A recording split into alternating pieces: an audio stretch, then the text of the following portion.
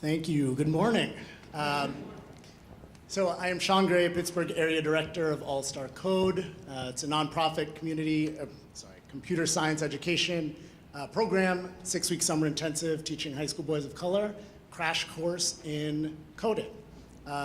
Today we are here to chat with Audrey and LaTrenda to talk a little bit about the state of equity and inclusion in the region.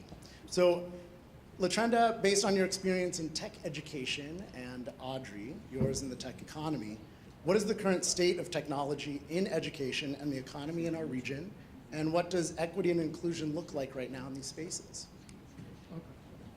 So, and just to let everyone know, I consider myself a convener. I don't know computer science. I do not know, I'm not a STEM practitioner. I convene people to talk about issues in our region, and one of those issues are the disparity of STEM education in Pittsburgh. There are lots of great things happening, lots of pockets of learning happening. Just to highlight a few things, in Pittsburgh public schools, every high school has access to some type of computer science course. That did not exist 4 years ago, but it exists now. CMU professors are actually performing a pilot right now with about 400 students, a pretty decently sized pilot. But basically, CMU professors are actually working alongside teachers from across the region to teach students AP computer science from CMU professors.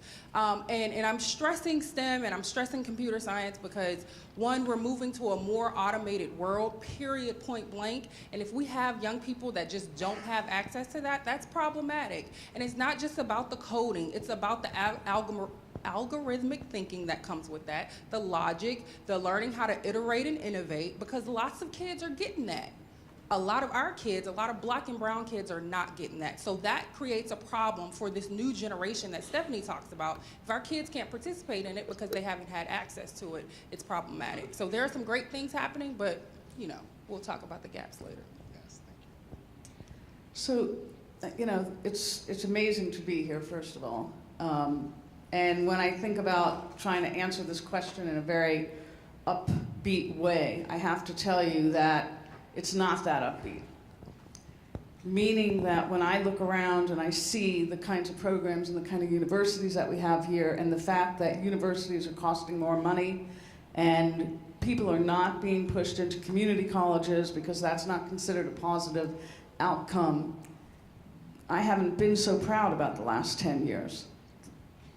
We have huge gaps, and the huge gaps will only shift when we understand what the skills are that people need.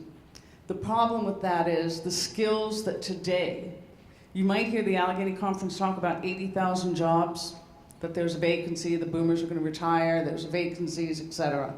The reality is that those 80,000 jobs are not the jobs that we think they are. We have no idea what those jobs are.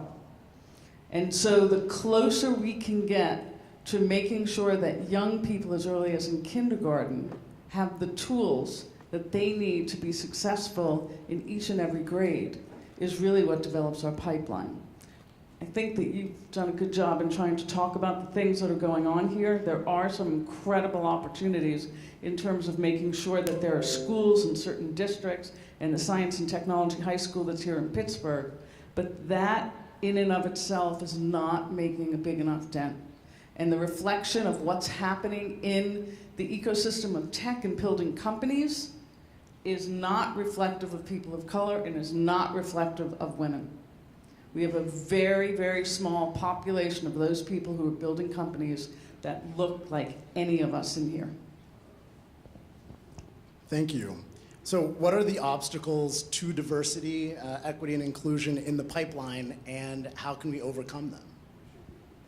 So, I mean, I think there's an obstacle of will in this region, and an obstacle of wanting to do the right thing. So we do have a lot of tech companies in our region. We have a lot of local people with a lot of local power, but I think unless people have the will to want to make a change, different things can happen. I'll tell a small story of an example of a tech company that said, you know what, we're gonna make a change. There's a tech company that has about 20 employees. Most people say, you know, we don't have enough capacity to do it. So this small tech company that has about 20 employees decided that, you know what, we need to give young people an opportunity. So they took on about 25 young people over the summer a couple years ago. So that negated that whole capacity thing, okay? So they took on 25 young people, and they had them critique a game. And these kids didn't know computer science, but they asked some questions. Like, they modified this game, and now this game is like the largest selling workforce development computer science game made by and supported by Pittsburgh's young people in this region.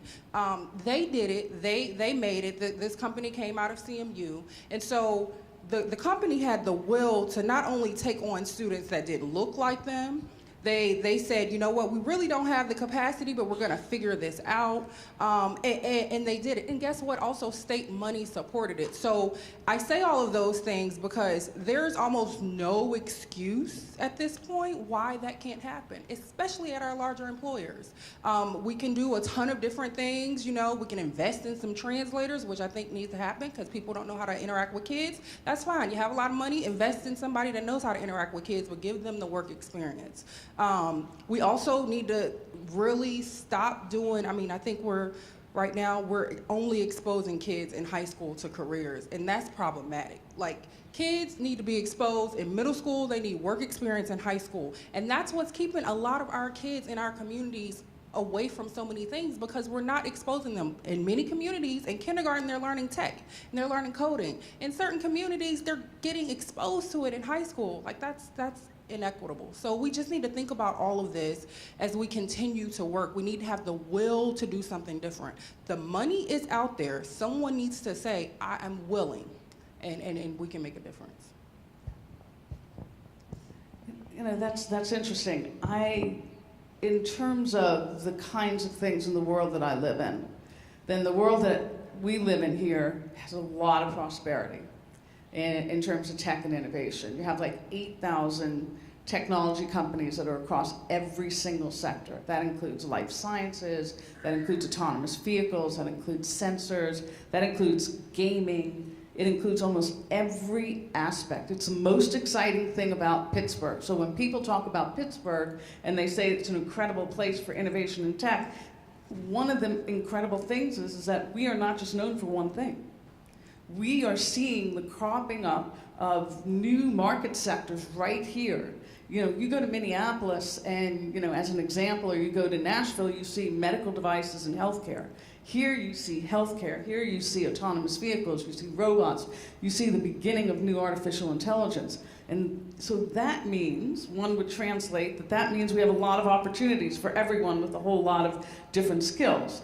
The truth is that we are still attracting and retaining people who tend to not look like many of us who are in this room.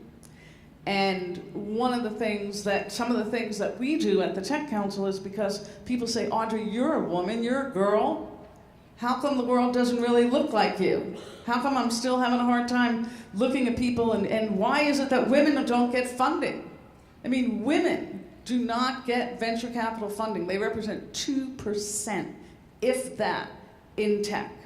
And if you see what just happened with Theranos, you know, which is out in California, she is getting totally raked through the coals for the work that she's done. Now, I'm not saying that we shouldn't rake her through the coals, but the point is that when there's a little outlier like that happens, it affects each and every one of us who's trying to move ahead. And if we don't have bigger numbers, and if we don't have more density, then those outliers create our reputation, and they create the problems that we're beginning to proliferate on. Thank you. So studies have shown that less than 10% of tech employees in the United States are Black or Latino, and 1% are of VC-backed startups have a Black or Latino member on their founding team. So lastly, what is your call to action? What can we tell people in this room very specifically that they can do to help move this forward? If I can jump in.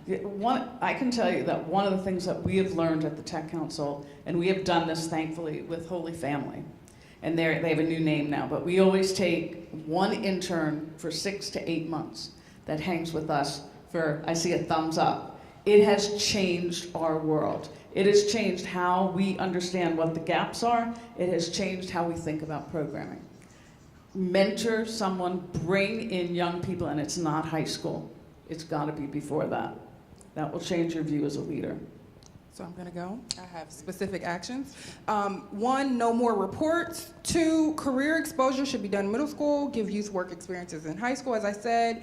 3, advocate for more investment in career and technical education. There's federal and local and state money for it. Advocate for more investment that aligns with actual careers. Push corporations and higher education institutions to also hire. Many give grants, and that's fine, but ask them about opportunities within their organization. A lot of people do a lot of pointing the finger at education and having them do their part. We have to say, corporations, we need you to do your part, and lip service is whack. So let's do more. Thank you, LaTrenda. Thank you, Audrey.